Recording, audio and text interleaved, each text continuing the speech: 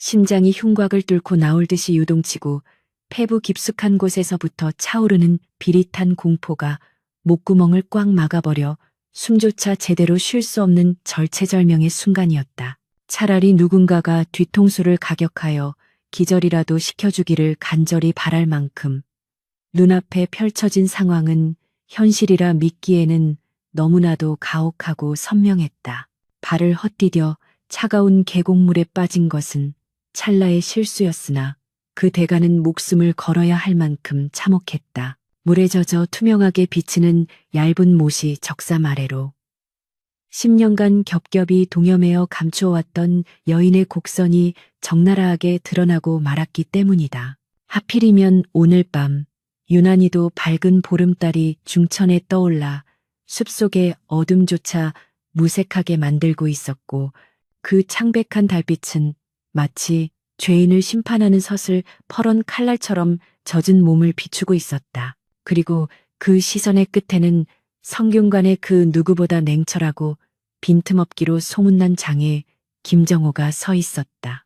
그의 서늘한 눈동자가 믿을 수 없다는 듯, 그러나 동시에 모든 것을 꿰뚫어 보는 듯한 기세로 나를 응시하고 있었다. 물에 빠진 충격보다 더한 한기가 척추를 타고 뇌리까지 치솟았다. 정오에 낮지만 위압적인 목소리가 적막한 계곡을 갈랐고 나는 본능적으로 물속으로 몸을 더 깊이 숨기려 했으나 이미 늦은 뒤였다. 허우적거리는 과정에서 머리를 묶었던 상투관이 풀어져 버렸고 물을 머금어 무거워진 긴 머리카락이 검은 비단처럼 어깨를 타고 흘러내려 물 위에 어지럽게 흩어졌다. 남자의 것이라기에는 지나치게 가녀린 어깨, 공포에 질려 파랗게 질린 입술, 그리고 물에 젖어 흉대를 감았음에도 불구하고 미미하게 드러나는 여인의 태가 그의 눈동자 속에 고스란히 박혔다. 사내에 복식을 하고 성균관에 들어온 지 어언 반년. 매 순간이 살얼음판을 걷는 듯한 긴장의 연속이었으나 이토록 무방비하게, 그것도 하필이면 김정호라는 사내에게 들키게 될 줄은 꿈에도 상상하지 못했다. 그는 천천히 마치 먹잇감을 확인하는 맹수처럼 물가로 다가왔다. 자갈을 밟는 그의 발소리가 마치 내 목숨을 재촉하는 저승사자의 발자국 소리처럼 고막을 때렸다. 도망쳐야 한다는 생각과 이미 끝장이라는 체념이 뒤섞여 다리는 물속에서 납덩이처럼 굳어 움직이지 않았다. 네가 어찌하여. 정우가 내 가명인 연우를 입에 올리는 순간 그의 미간이 좁혀지며 의혹이 확신으로 변하는 찰나의 표정을 나는 보았다. 그는 더 이상 말을 잇지 않았다. 그저 내 젖은 몸과 풀어헤쳐진 머리카락, 그리고 공포에 질려 떨고 있는 눈동자를 번갈아 응시할 뿐이었다. 그 침묵은 천둥 소리보다 더 무겁고 무서웠다. 성균관은 금여진리의 구역, 국법으로 엄격히 다스리는 신성한 학문의 전당이었다. 여인이 남장을 하고 이곳에 들어와 학문을 훔친다는 것은 단순한 기만이 아니라 왕실을 능멸하고 유교의 법도를 뒤흔드는 대역죄에 해당했다. 발각되는 즉시 참수형을 면치 못할 중죄였으며 나 하나 죽는 것으로 끝나는 것이 아니라 쇠락해가는 우리 가문 전체가 멸문지화를 당할 일이었다. 입술이 달달 떨려 변명조차 나오지 않았다. 살려달라고 빌어야 할까? 아니면 이 자리에서 혀를 깨물고 자결하여 가문의 비밀을 지켜야 할까? 혼란스러운 생각들이 머릿속을 폭풍처럼 휘몰아쳤다. 정우는 천천히 허리춤에 차고 있던 각근을 만지작거렸다.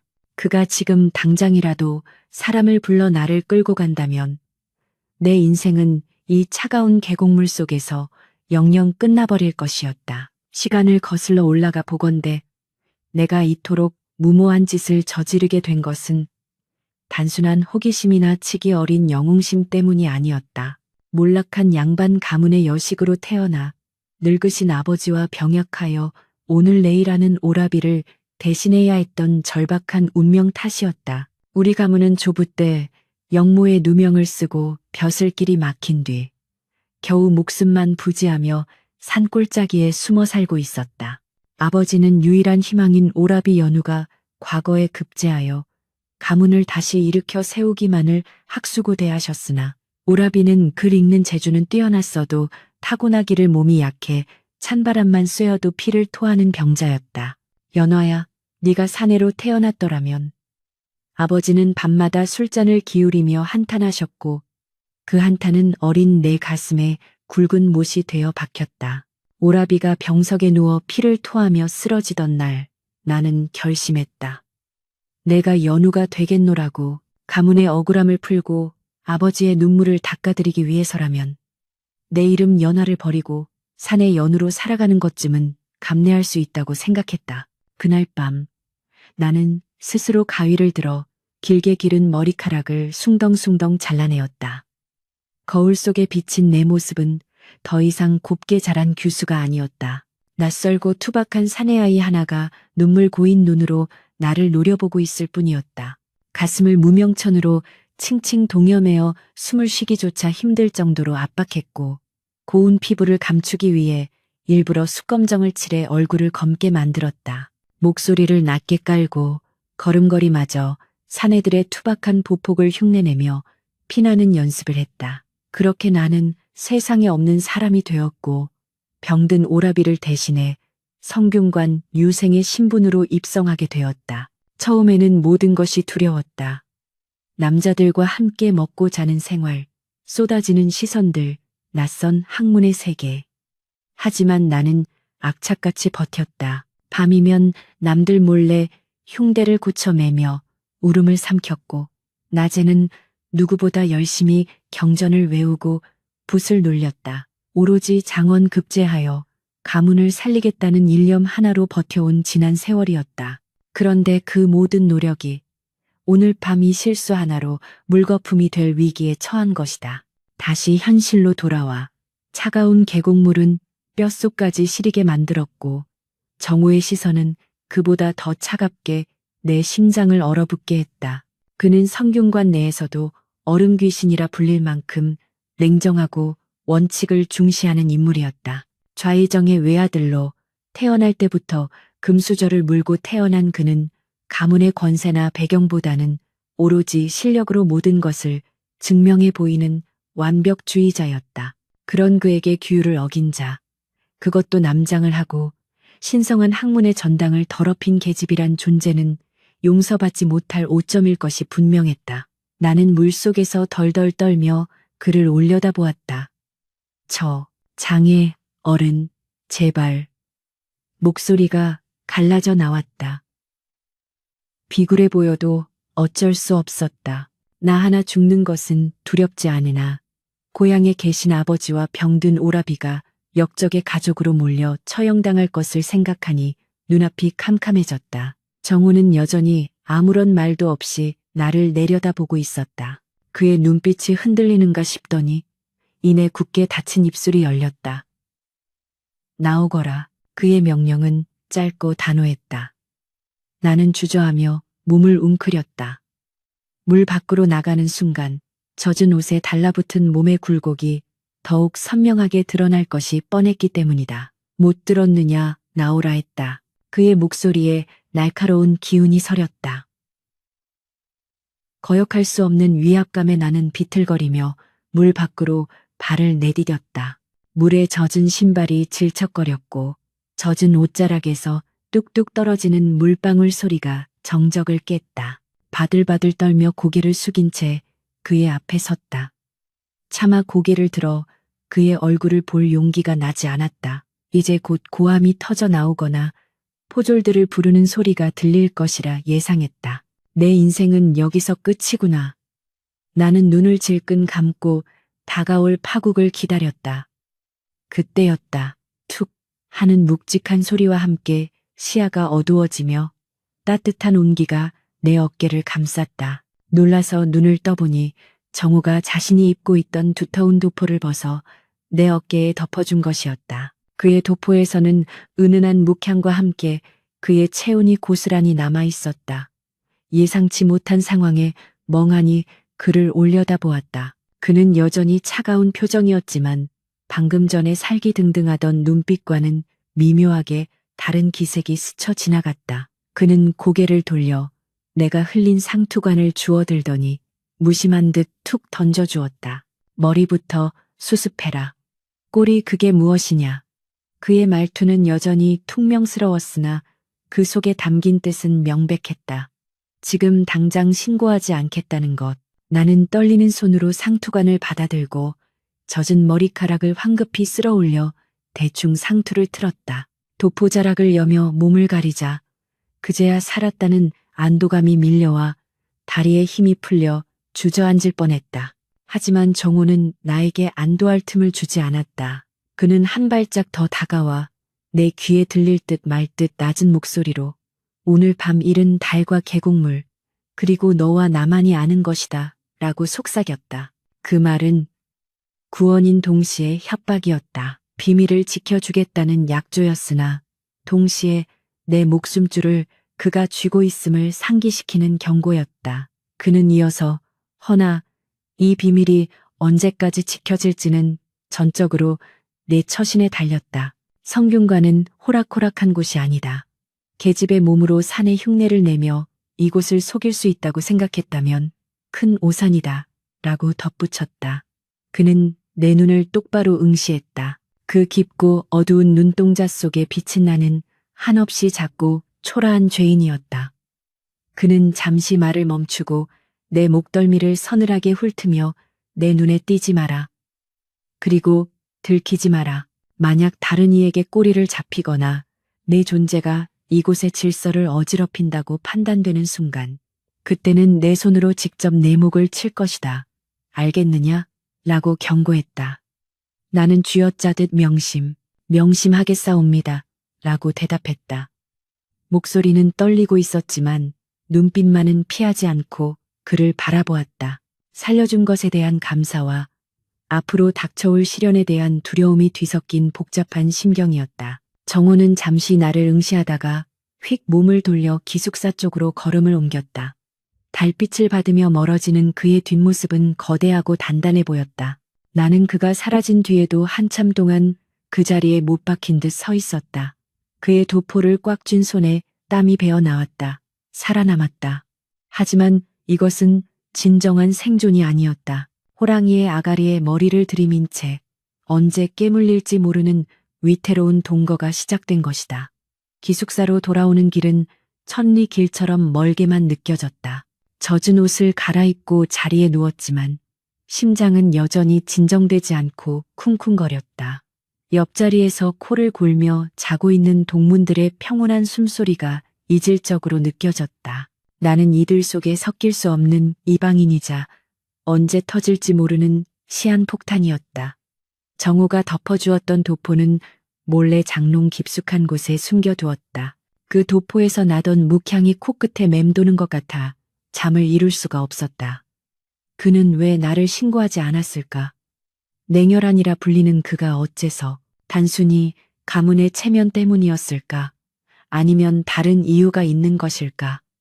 의문은 꼬리에 꼬리를 물었지만 답을 알 수는 없었다. 단 하나 확실한 것은 내일 해가 뜨면 나는 전혀 다른 세상을 마주하게 될 것이라는 사실이었다. 이제 나는 단순한 남장 유생이 아니라 김정호라는 사내에게 약점이 잡힌 꼭두각시이자 그의 감시 아래 놓인 죄인이 된 것이다. 동이 트기 전 어스름한 새벽빛이 창호지 문을 푸르게 물들일 무렵 나는 자리에서 일어났다.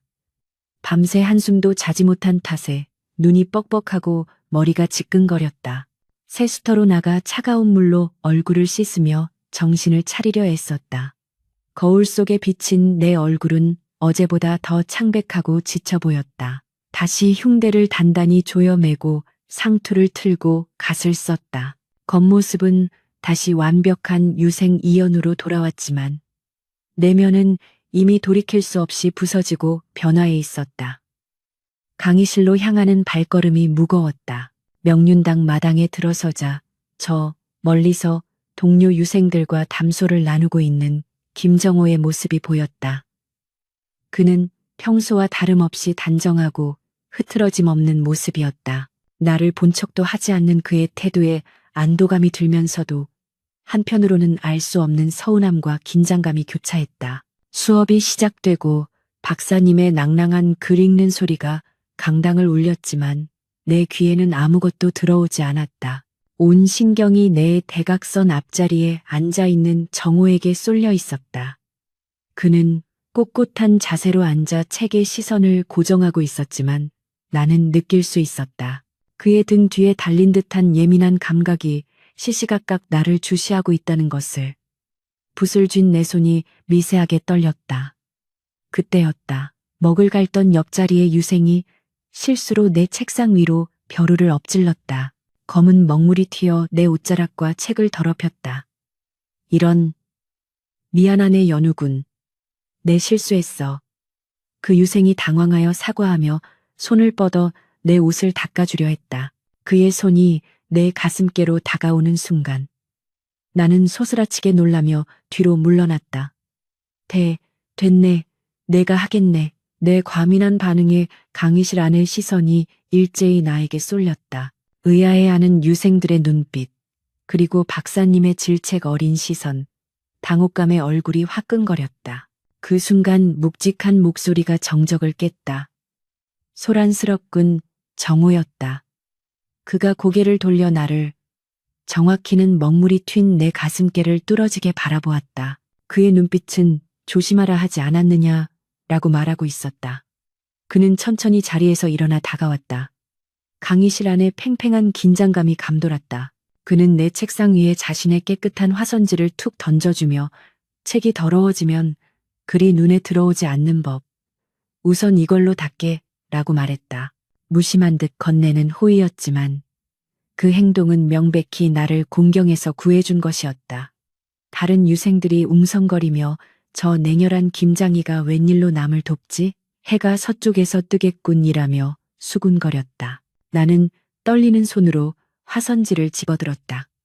정호와 나의 시선이 아주 짧은 순간 허공에서 얽혔다. 그의 눈동자는 깊고 고요했지만 그 안에는 나만이 읽을 수 있는 경고와 묘한 연민이 뒤섞여 일렁이고 있었다. 이것이 바로 그와 나의 위태롭고 비밀스러운 동문수학의 시작이었다. 이제 나는 그가 쳐놓은 결계 안에서 아슬아슬한 줄타기를 시작해야만 했다. 내 운명은 이미 내 손을 떠나 저 차가운 사내의 소나귀에 쥐어져 있었다. 성균관의 아침은 북소리와 함께 시작되었다. 새벽에 찬 공기가 채 가시기도 전에 울려 퍼지는 기상 나팔 소리는 나에게 있어 하루를 여는 알림이 아닌 또 다른 전장으로 향하는 출정 신호와도 같았다. 눈을 뜨자마자 가장 먼저 하는 일은 숨을 깊이 들이마셨다가 뱉어내며 밤새 짓눌려 있던 갈비뼈의 고통을 확인하는 것이었다. 흉대는 마치 내 몸의 일부가 된 것처럼 살을 파고들었고 그 압박감은 내가 누구인지 그리고 내가 이곳에서 얼마나 위태로운 존재인지를 매 순간 상기시켜 주었다. 이불 속에서 웅크린 채 남몰래 흉대를 풀어 잠시나마 숨통을 트이고 싶었지만 사방이 트인 기숙사방 안에서 그런 호사는 언감생심이었다. 옆자리 유생들이 하나둘 기지개를 켜며 일어나는 기척이 느껴지자 나는 도둑고양이처럼 재빠르게 이불을 개고 가장 먼저 세수터로 향했다. 남들보다 먼저 씻고 남들보다 먼저 옷을 입어야만 했다. 그것이 이 늑대 소굴 같은 금녀의 구역에서 살아남기 위한 나만의 처절한 생존 법칙이었다. 세수터의 물은 살을 애는 듯 차가웠다. 얼음장 같은 물을 얼굴에 끼얹으며 정신을 번쩍 들게 했다. 거울 속에 비친 젖은 얼굴은 여전히 낯설었다. 숯검정을 칠해 거칠게 만든 피부와 일부러 굵게 그린 눈썹, 그리고 갓을 눌러서 가린 이마, 영락없는 사내의 모습이었으나 내 눈에는 그 위태로운 가면 뒤에 숨겨진 여인 연화의 두려움이 빤히 보였다. 지난밤 계곡에서의 일은 마치 꿈만 같았다. 김정호, 그 차가운 사내가 내 비밀을 덮어주었다는 사실이 아직도 믿기지 않았다. 그는 왜 나를 고발하지 않았을까? 단순히 가문의 명예를 위해서였을까? 아니면 다른 꿍꿍이가 있는 것일까? 의문은 꼬리에 꼬리를 물었지만 답을 구할 곳은 어디에도 없었다. 다만 확실한 것은 그날 이후로 정호의 시선이 그림자처럼 나를 따라다니고 있다는 사실이었다. 강의실에서의 시간은 바늘방석과도 같았다. 박사님의 목소리가 귓가를 맴돌았지만 신경은 온통 등 뒤에 꽂히는 정호의 시선에 쏠려 있었다. 그는 내 뒷자리 혹은 대각선 위치에 앉아 나를 감시했다. 내가 글을 읽다가 잠시라도 딴청을 피우거나 자세가 흐트러지기라도 하면 어김없이 헛기침 소리가 들려왔다. 그것은 명백한 경고였다. 똑바로 하라. 네 목숨이 내 손에 달려있음을 잊지 마라. 그의 무언의 압박은 나를 피말리게 했지만 역설적으로 그 덕분에 나는 전보다 더 학문에 매진할 수 있었다. 잡념이 끼어들 틈이 없었기 때문이다. 나는 미친 듯이 경전을 외우고 붓이 닳도록 글을 썼다. 동료 유생들은 그런 나를 보며 독종이라 혀를 찼지만 나에게는 선택의 여지가 없었다. 실력으로라도 인정받지 못하면 나는 언제든 버려질 수 있는 패였으니까. 하지만 학문적 성취와는 별개로 육체적인 한계는 나를 끊임없이 괴롭혔다. 성균관 유생들에게 요구되는 것은 단순히 글 읽는 재주뿐만이 아니었다. 건전한 신체에 건전한 정신이 깃든다는 유교적 가르침 아래 활쏘기와 같은 무예 훈련 또한 필수 덕목이었다. 그리고 이 시간이야말로 나에게는 지옥과도 같은 고문이었다. 비아냥거리는 목소리의 주인공은 최인석이었다. 그는 병조판서의 차남으로 힘께나 쓴다는 무반 집안의 자제였다.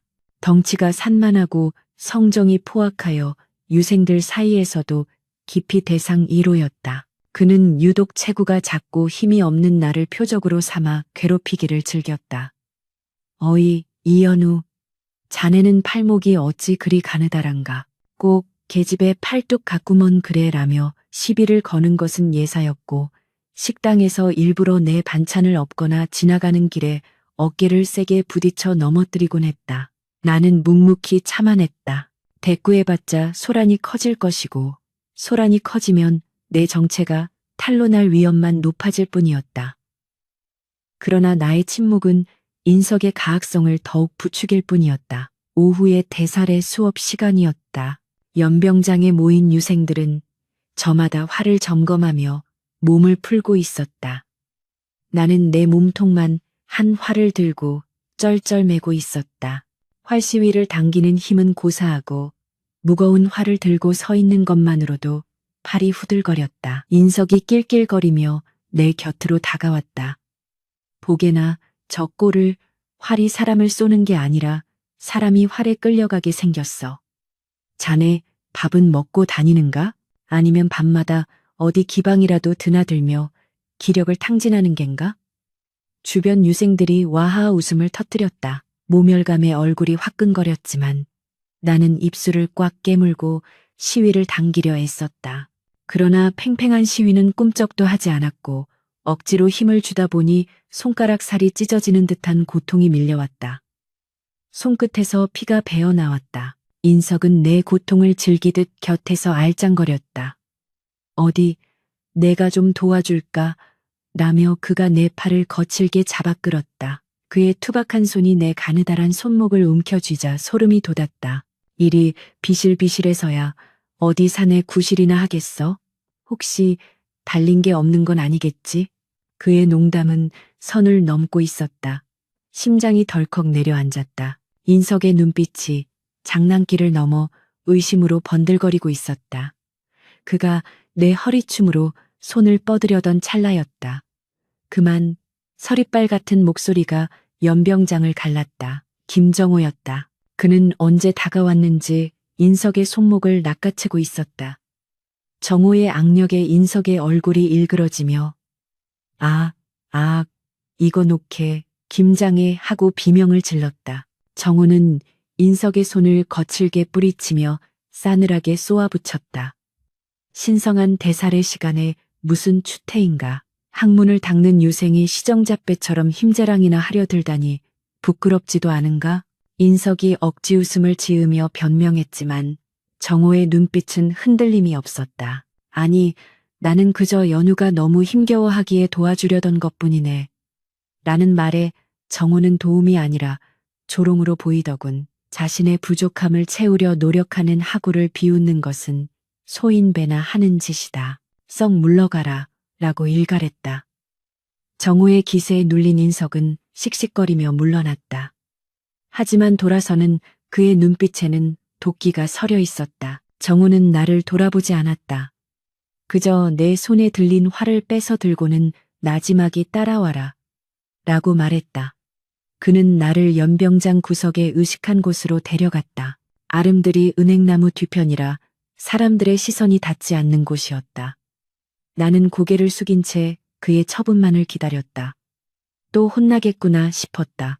그런데 예상과 달리 그는 자신의 소매 안에서 깨끗한 무명천을 꺼내 내 피 흘리는 손가락을 감싸주었다. 투박하지만 섬세한 손길이었다. 가슴이 쿵하고 내려앉았다. 왜 바보같이 당하고만 있느냐? 그가 퉁명스럽게 물었다. 제가 힘이 부족하여 라고 우물쭈물하자 그는 힘이 부족하면 머리를 써야지. 네가 가진 것이라곤 그 비상한 머리 하나뿐이지 않더냐 라고 말했다. 그의 말은 질책이었지만 그 속에는 묘한 인정이 담겨 있었다. 그는 내 손가락을 꼼꼼히 동여매 준 뒤 다시 활을 내 손에 쥐어주었다. 그리고는 내 등 뒤로 돌아가 섰다. 자세가 틀렸다. 어깨에 힘을 빼고 단전으로 숨을 쉬어라. 그가 내 뒤에서 양팔을 뻗어 내 자세를 교정해주기 시작했다. 그의 넓은 가슴이 내 등 뒤에 닿을 듯 말 듯 가까워졌다. 그의 숨결이 귓가를 스치고 은은한 묵향이 코끝을 찔렀다. 나는 숨을 쉴 수가 없었다. 심장 소리가 너무 커서 그에게 들킬까봐 겁이 났다. 그의 단단한 팔이 내 가녀린 팔을 감싸고 그의 큰 손이 내 손등을 덮어 활 시위를 함께 당겼다. 시위는 팔로 당기는 것이 아니라 등 근육으로 당기는 것이다. 시선을 관역에 고정하고 지금이다. 퉁하는 청명한 소리와 함께 화살이 날아갔다. 화살은 관역의 정중앙에 정확히 꽂혔다.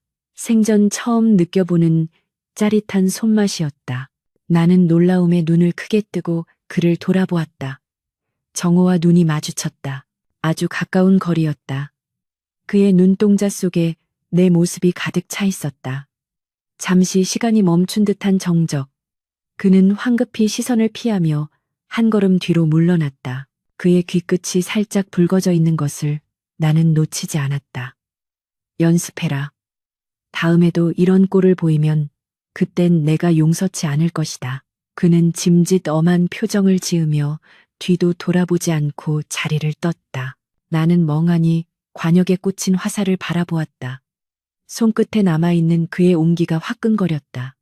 차가운 얼음 귀신인 줄만 알았던 그에게서 느껴지는 온기. 그것은 나에게 새로운 희망이자 동시에 더 큰 두려움으로 다가왔다. 그에게 마음을 주어서는 안 된다. 나는 사내다. 아니, 사내여야만 한다. 스스로에게 최면을 걸듯 되뇌었지만 심장의 고동은 쉽게 가라앉지 않았다. 그러나 우리의 이 미묘한 기류를 지켜보고 있는 또 하나의 눈이 있었다. 멀리 떨어진 나무 그늘 아래 최인석이 팔짱을 낀 채 우리를 노려보고 있었다. 그의 눈은 뱀처럼 차갑고 집요했다. 김정호, 내 놈이 저 계집애 같은 녀석을 감싸고 도는 이유가 대체 뭐냐?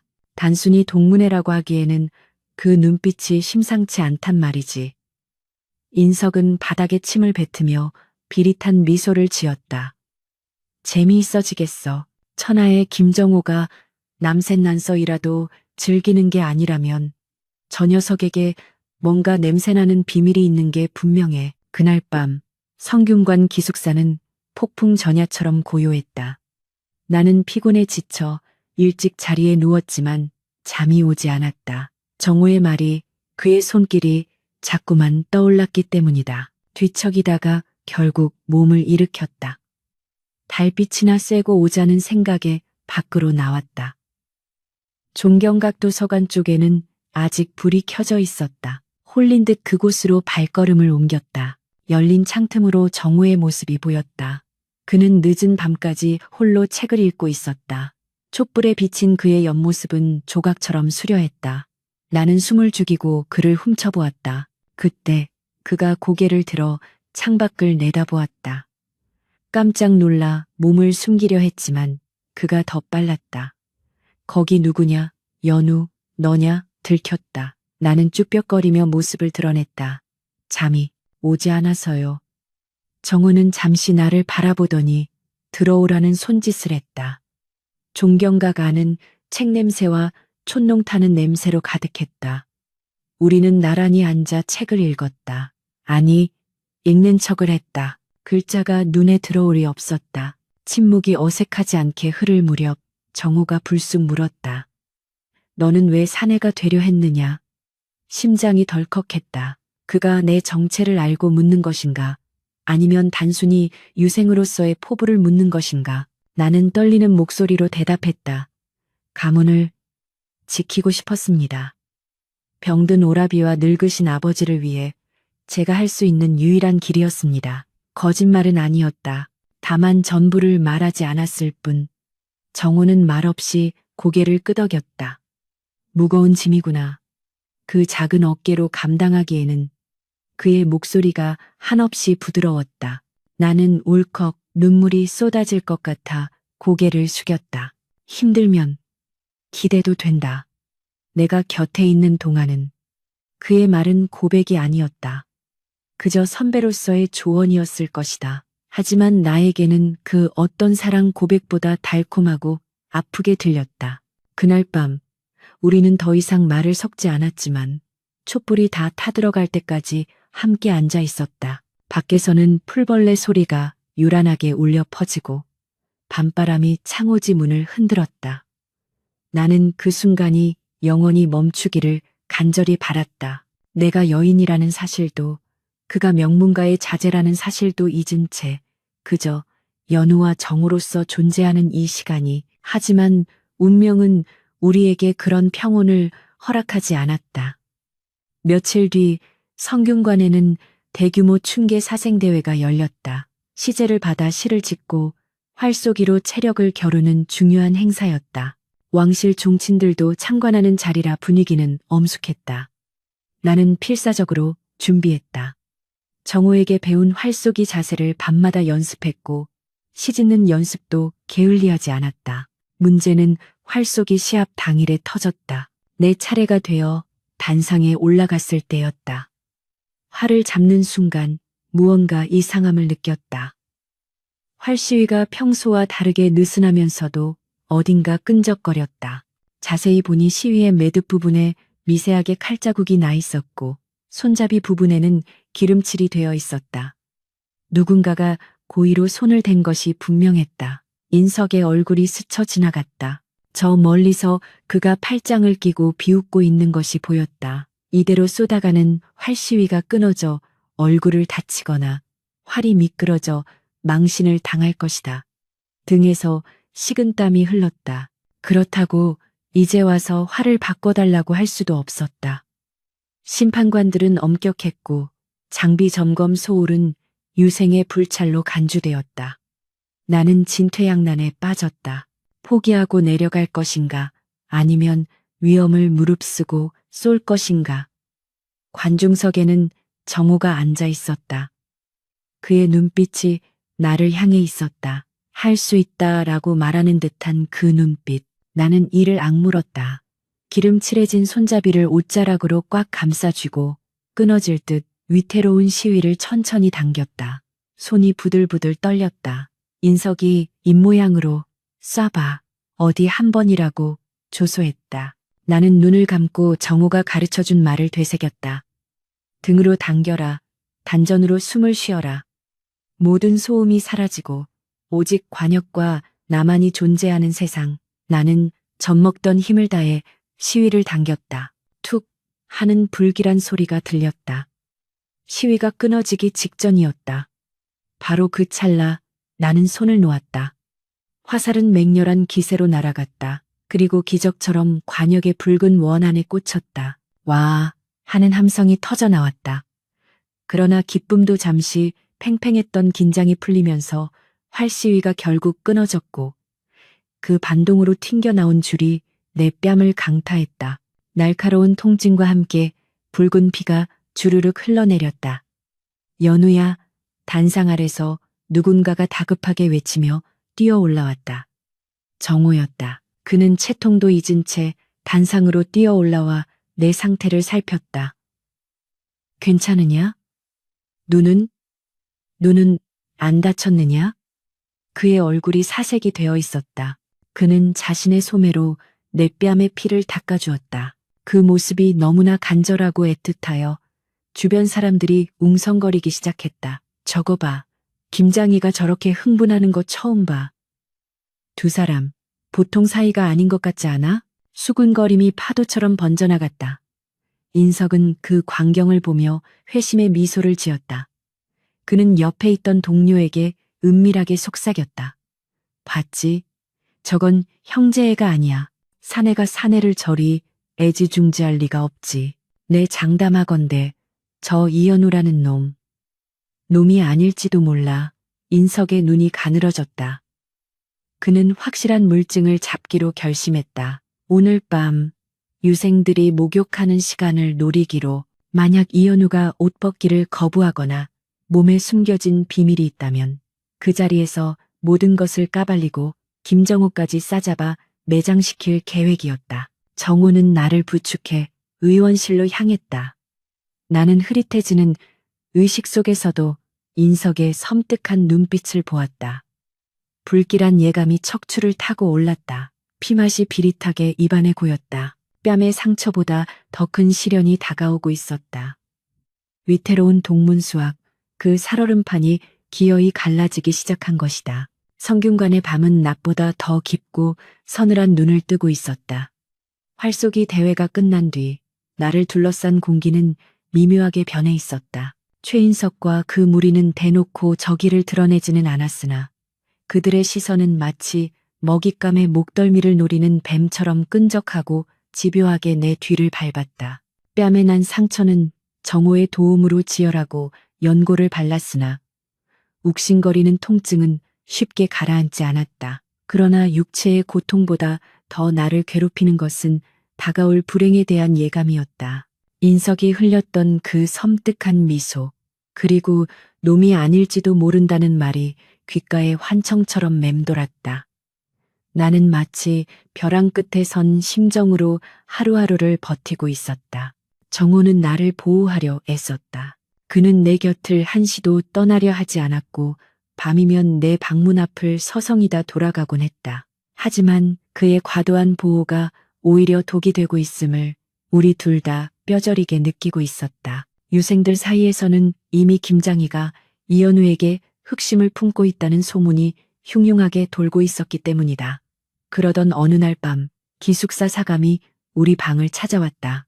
사감은 오늘 밤은 명륜당 뒤편 숲길의 야간 순찰 당번이라며 김정호와 이현우 두 사람이 한조가 되어 다녀오라고 지시했다. 그것은 명백한 함정이었다.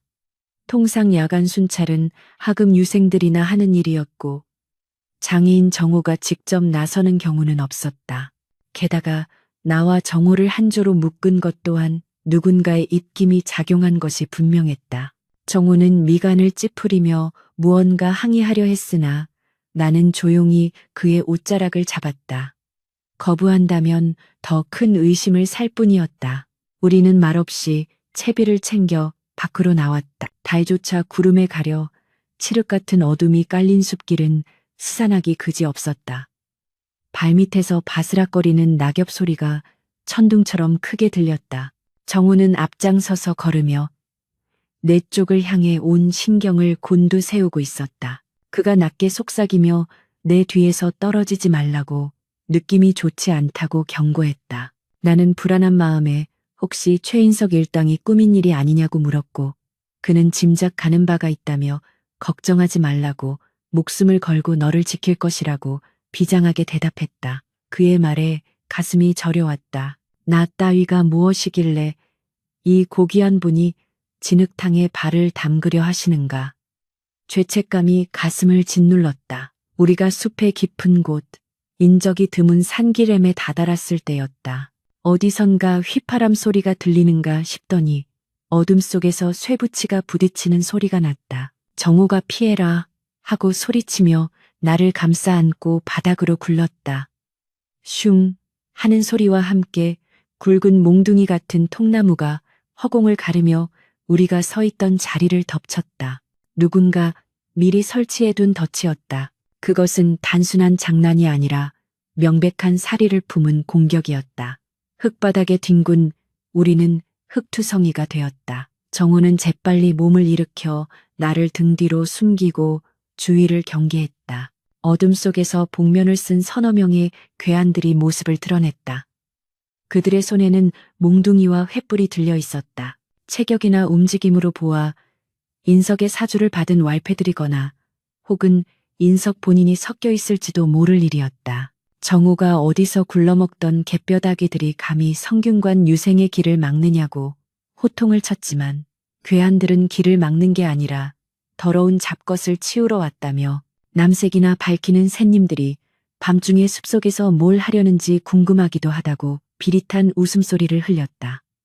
그 천박한 말투에 정호의 눈에서 파란 불꽃이 튀었다. 난투극이 벌어졌다. 정호는 문물을 겸비한 인재답게 맨손으로도 괴한들을 상대해냈다. 몽둥이를 피하고 놈들의 급소를 가격하는 솜씨가 예사롭지 않았다. 하지만 수정 열쇠는 어쩔 수 없었다. 놈들은 비겁하게도 정호가 나를 보호하느라 운신의 폭이 좁다는 약점을 집요하게 파고들었다. 그때였다. 놈들 중 하나가 품 안에서 단도를 꺼내 들었다. 달빛에 반사된 서슬 퍼런 칼날이 정호의 등 뒤를 노리고 있었다. 정호는 앞에 두 놈을 상대하느라 뒤를 보지 못하고 있었다. 안 된다는 생각할 겨를도 없이 나는 본능적으로 몸을 날려 정호의 등 뒤를 막아섰다. 퍽 하는 둔탁한 소리와 함께 날카로운 통증이 왼쪽 어깨를 꿰뚫었다. 뜨거운 액체가 울컥 쏟아져 나오는 것이 느껴졌다. 칼날이 내 어깨를 깊이 그은 것이다. 정호가 연우야 하고 절규했다. 숲을 울리는 그 비명에 내가 힘없이 쓰러지자 당황한 괴한들은 사람을 죽일 생각은 아니었다며 웅성거리다 황급히 어둠 속으로 도망쳤다. 정호는 쓰러지는 나를 받아 안았다. 그의 손이 내 젖은 어깨를 감쌌고 그 손은 금세 내 피로 붉게 물들었다. 고통 때문에 눈앞이 하얗게 전멸했다. 정호는 정신 차리라며 눈을 감지 말라고 물기에 젖어 떨리는 목소리로 외쳤다. 그는 다급하게 자신의 각끈을 끊어 내 어깨 위쪽을 동여매어 지혈하려 했다. 붉은 피가 묻은 각끈이 내 하얀 소복 위에서 처참하게 빛났다. 나는 괜찮다고 장의 어른이 무사하시니 다행이라고 간신히 말했으나 그는 바보 같은 녀석이라며 내 목숨이 내 목숨보다 중하다 하지 않았느냐고 화를 냈다. 그는 나를 번쩍 안아들고 뛰기 시작했다. 기숙사로 갈 수는 없었다. 의원을 부르면 옷을 벗겨야 하고 그러면 내 비밀이 천하에 드러날 것이었다. 그는 성균관 뒤편 자신이 평소 명상하며 머물던 작은 별채로 향했다.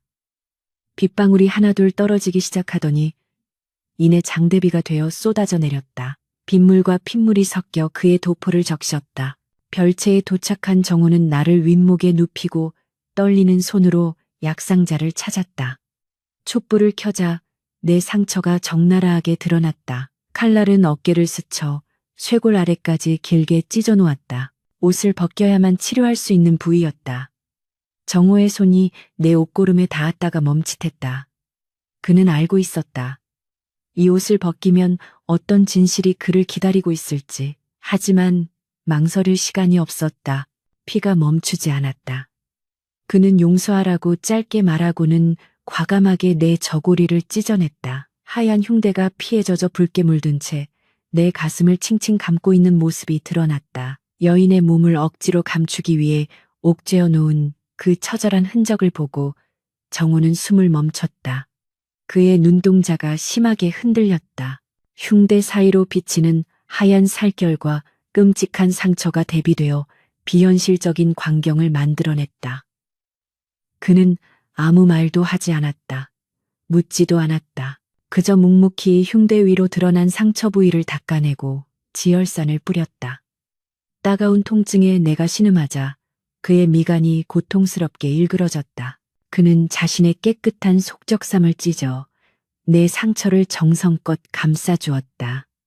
그의 손길은 깃털처럼 조심스러웠으나 그 속에 담긴 감정은 태산처럼 무거웠다. 치료가 끝난 후 그는 탈진한 듯 내 곁에 주저앉았다. 빗소리가 지붕을 때리는 소리만이 방 안을 채웠다. 열이 올라 몽롱한 정신 속에서도 나는 그의 표정을 읽을 수 있었다.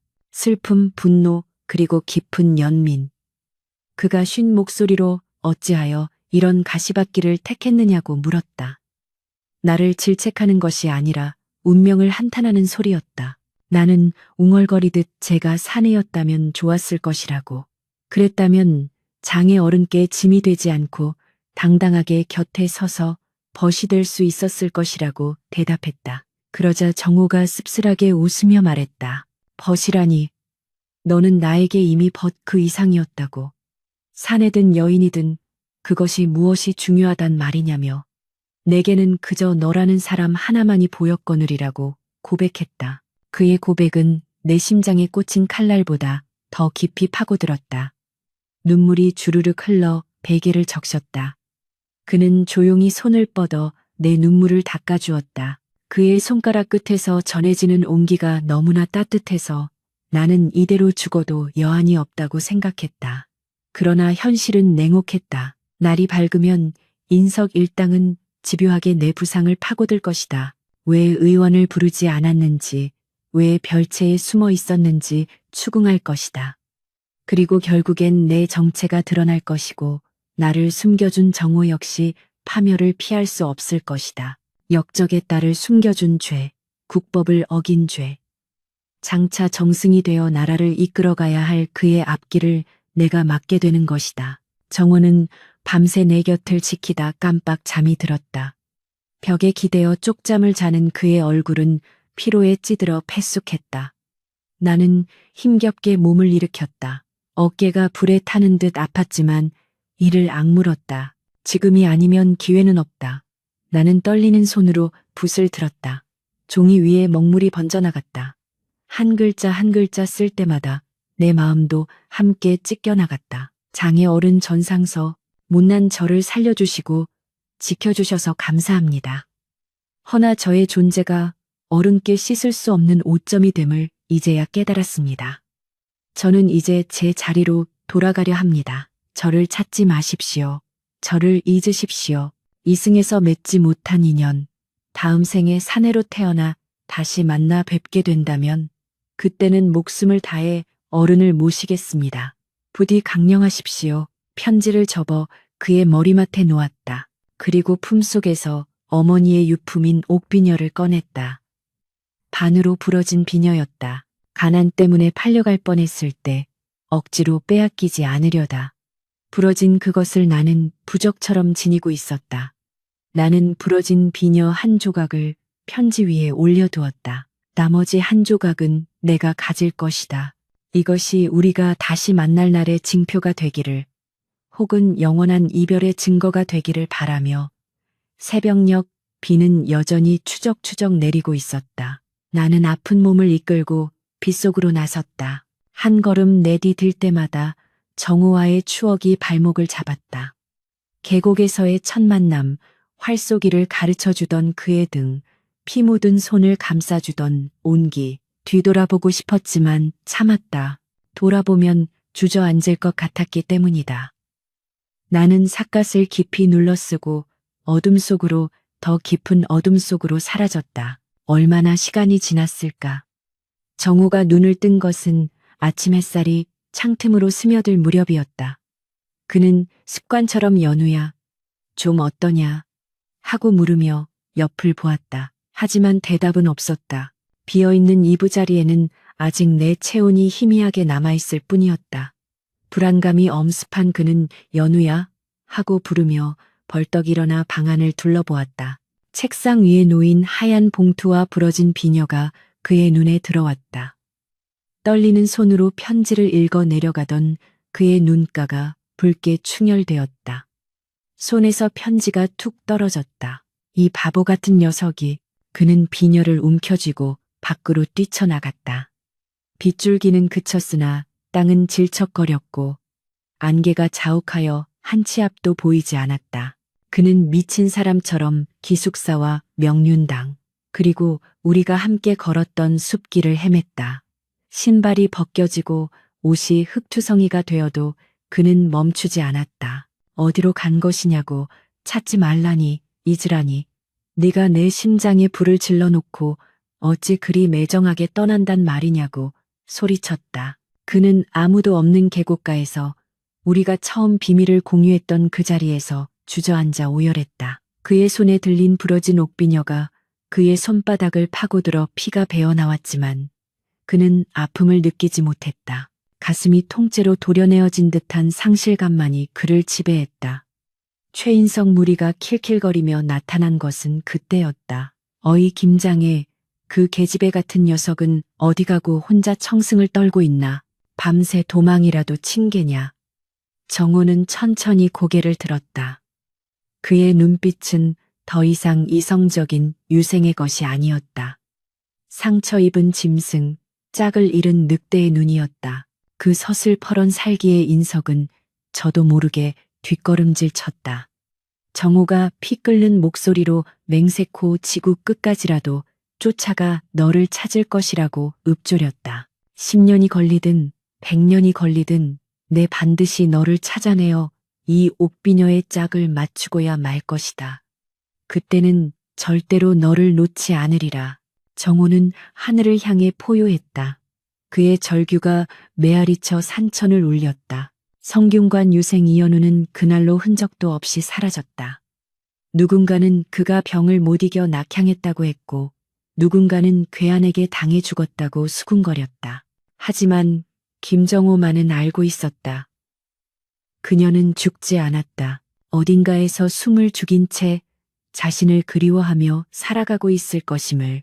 그렇게 피 묻은 가끔과 부러진 비녀만을 남긴 채 우리의 짧고도 강렬했던 동문수학은 막을 내렸다. 그리고 기약 없는 기다림의 세월이 시작되었다. 10년이라는 긴 세월이 우리 앞을 가로막고 서 있었다. 강산이 한번 변한다는 10년의 세월은 흐르는 물처럼 무심하게, 그러나 바위처럼 묵직하게 우리네 삶을 깎아내고 다듬어 놓았다. 한양에서 1000리길 떨어진 남쪽 변방, 첩첩산중 깊은 골짜기에 자리 잡은 작은 마을, 무주골. 세상의 소란스러움이 닿지 않는 이곳. 낡은 초가집에서 나는 연 선생이라 불리며 살아가고 있었다. 아침이면 동네 코올릭의 아이들을 모아 천자문을 가르치고 오후에는 산을 타며 약초를 캐어 병든 노인들을 돌보는 것이 내 일상의 전부였다. 거울 속에 나는 더 이상 10년 전 성균관의 미소년 연우도 고운 교수 연하도 아니었다. 햇볕에 그을려 거무튀튀해진 피부, 일부러 빗지 않아 헝클어진 머리카락, 그리고 투박한 무명옷을 입은 모습은 영락없는 시골 아낙네, 아니 혼기를 훌쩍 넘겨버린 괴팍한 노처녀의 형상이었다. 훈장님, 하늘천 따지, 다음은 무엇입니까? 하고 콧물을 훌쩍이며 묻는 아이의 머리를 쓰다듬어주며 나는 씁쓸한 미소를 지었다. 손마디는 거칠어졌고 손톱 밑에는 늘 검은 흙대가 끼어 있었다. 하지만 나는 이 누추한 삶이 싫지 않았다. 아니, 오히려 안온했다. 이름을 숨기고 성별을 지운 채 그저 숨쉬는 것만으로 족한 삶. 그러나 마음 한구석 깊게 파인 우물 속에는 여전히 썩지 않는 기억 하나가 가라앉아 있었다. 비 오는 날 밤, 나를 살리기 위해 자신의 속적삼을 찢던 사내, 김정호, 그의 이름 세 글자는 10년이라는 세월의 풍화작용에도 아랑곳하지 않고 내 가슴 속에 선명하게 각인되어 있었다. 가끔 밤바람에 문풍지가 떨릴 때면 혹시나 그가 찾아온 것은 아닐까 하여 덜컥 가슴이 내려앉곤 했다. 하지만 이내 고개를 저으며 자조했다. 좌의정의 아들이자 장차 나라의 동량이 될 그가 이런 산골짜기에 숨어 사는 죄인 따위를 기억할 리 만무하지 않은가. 평온하던 내 일상에 파란이인 것은 새로 부임한 현감 조덕배 때문이었다. 그는 탐욕스럽고 호색한으로 소문난 자였다. 부임하자마자 온갖 명목으로 세금을 걷어들여 백성의 고열을 짜내더니 급기야는 관아의 기생들로는 성에 차지 않는다며 민가의 여인들을 탐하기 시작했다. 불행히도 그의 음탕한 눈길이 마을에서 글 좀 읽는다는 나에게까지 미치고 말았다. 어느 날 장터에 약초를 팔러 나갔다가 그의 행차와 마주친 것이 화근이었다. 나는 황급히 고개를 숙이고 얼굴을 가렸으나 뱀처럼 교활한 그의 눈은 내 허름한 옷차림 속에 감추어진 본태를 꿰뚫어 본 듯했다. 저기 저 계집, 눈매가 예사롭지 않구나. 흙 속에 묻혀 있어도 옥은 빛이 나는 법이지. 그날 이후 관아의 포졸들이 시도 때도 없이 내 초가집을 들락거렸다. 현감이 수청을 들라 명했다느니 첩실로 삼아 호강시켜 주겠다느니 하는 더러운 정갈들을 가져왔다. 나는 그때마다 숯검정을 얼굴에 더 짙게 바르고 일부러 미친 척을 하거나 병자 흉내를 내며 그들을 쫓아냈다. 내 나이 30이 넘었고 몸에는 몹쓸 피부병이 있어 남정네를 모실 수 없소 하고 고래고래 소리를 지르며 버텼다. 하지만 조 현감의 집착은 날이 갈수록 집요해졌다. 그는 내 거절을 오히려 흥미로운 도전으로 받아들이는 듯했다. 그러던 어느 늦가을 오후였다. 마을 어귀에 웬 낯선 거지 하나가 나타났다. 다해진 삿갓을 눌러쓰고 누더기 옷을 걸친 사내였다. 그는 절뚝거리는 다리를 끌며 마을 우물가에 앉아 물을 얻어 마시고 있었다. 아이들이 돌을 던지며 놀려대도 그는 허웃을 뿐이었다. 나는 약초를 말리다 말고 살인문 너머로 그를 물끄러미 바라보았다. 덥수룩한 수염과 먼지투성이 얼굴 때문에 생김새를 알아볼 수는 없었지만 이상하게도 시선을 뗄 수가 없었다. 그가 바가지로 물을 마시며 고개를 들어 내 쪽을 보았을 때 삿갓 아래로 번뜩이는 눈빛과 마주쳤다. 심장이 쿵하고 내려앉았다. 차갑지만 깊은 어딘가 낯익은 그 눈빛. 하지만 설마 천하의 김정호가 저런 거지 꼴을 하고 있을 리가. 나는 헛것을 본 것이라 치부하며 황급히 문을 닫았다. 하지만 그날 밤 나는 이유 모를 불안감에 잠을 이루지 못하고 어머니의 유품인 부러진 옥비녀만 만지작거렸다. 다음 날 운명의 폭풍은 예고 없이 닥쳐왔다. 조 현감의 생일 잔치가 열리는 날이었다. 아침부터 관아의 나졸들이 들이닥쳤다. 그들은 다짜고짜 내 방문을 박차고 들어와 내 팔을 억세게 잡아 끌었다. 이런 젠장, 말로 해서 안 되면 힘으로 하는 수밖에. 사또께서 오늘 잔치 흥을 돋울 꽃으로 내년을 지목하셨다. 더 이상 핑계는 통하지 않아. 나는 이거 놓으시오. 백주 대낮에 이 무슨 행패란 말이오. 라며 필사적으로 반항했지만 장정넷의 힘을 당해낼 재간이 없었다. 질질 끌려가는 내 뒤로 아이들이 울며 따라왔고 마을 사람들은 발만 동동 구를 뿐 감히 관아의 서슬퍼런 위세에 맞서지 못했다. 나는 흙먼지 구덩이에 처박히고 머리채가 잡힌 채 마치 짐승처럼 관아 마당으로 끌려갔다. 관아 안은 산의 진미가 차려진 술판으로 흥청망청했다. 기름진 고기 냄새와 술 냄새가 진동했고 기생들의 웃음소리가 간드러지게 울려 퍼졌다. 상석에 앉은 조 현감은 붉게 상기된 얼굴로 나를 내려다보며 비릿하게 웃었다. 허허, 드디어 왔구나. 도도한 척 굴더니 꼴이 말이 아니로구나. 어디 그 숯검정 뒤에 숨겨진 얼굴 좀 보자꾸나. 현감의 눈짓에 포졸 하나가 물이 담긴 대야를 가져와 내 얼굴에 끼얹고는 거친 수건으로 문질러 닦았다. 검댕이 지워지자 10년 세월에도 변치 않은, 아니 오히려 고통 속에서 더욱 깊어진 내 하얀 얼굴이 드러났다. 좌중에서 오오 하는 탄성이 터져나왔다. 조현감은 만족스러운 듯 무릎을 쳤다. 내 눈이 틀리지 않았어. 진흙 속에 연꽃이라더니 과연 절세기로다. 오늘 밤은 네가 내 술잔을 채우고 내 침소를 데워야겠다. 치욕스러움에 온몸이 부들부들 떨렸다. 나는 고개를 빳빳이 들고 그를 노려보았다. 개돼지보다 못한 탐관 우리놈. 내 비록 천한 신분이나 내 놈의 더러운 욕정을 채워줄 생각은 추호도 없다. 차라리 내 목을 베어라. 내 서슬퍼런 일갈에 잔치 분위기가 찬물을 끼얹은 듯 조용해졌다. 조 현감의 얼굴이 불그락 푸르락해지더니 술잔을 집어던지며 고함을 쳤다. 이 인연이 감히 여봐라. 전연의 옷을 벗겨라. 내 친히 전연의 길을 꺾어놓고 말리라. 그리고 멍석을 말아 매우 쳐라. 포졸들이 달려들어 내 옷고름에 손을 댔다. 10년 전 정오 앞에서 느꼈던 그 공포가 다시금 되살아났다. 나는 눈을 질끈 감았다. 이제 정말 끝이구나. 혀를 깨물려 입을 벌리는 순간이었다. 멈추시오. 관아의 대문을 쩌렁쩌렁 울리는 묵직한 목소리가 들려왔다. 모든 시선이 입구로 향했다. 그곳에는 어제 마을에서 보았던 그 누더기 차림의 거지가 당당하게 서 있었다. 그는 지팡이 하나에 의지해서 있었지만 그 기세만은 천군만마를 호령하는 장군과도 같았다. 뭐야 저 미친 거지는? 썩 꺼지지 못할까 하고 포졸들이 창을 겨누며 달려들었다. 거지는 피식 웃으며 썼던 삿갓을 벗어 던졌다. 헝클어진 머리카락 사이로 드러난 얼굴. 비록 수염이 덥수룩하고 야위었지만 그 날카로운 콧날과 서늘한 눈매는 내가 죽어서도 잊지 못할 바로 그 사람, 김정호였다. 내 심장이 멈춘 듯했다. 그가 정말로 이곳에 와 있는 것인가. 정호는 품속에서 무언가를 꺼내어 하늘 높이 치켜들었다. 가을 햇살을 받아 눈부시게 번쩍이는 그것.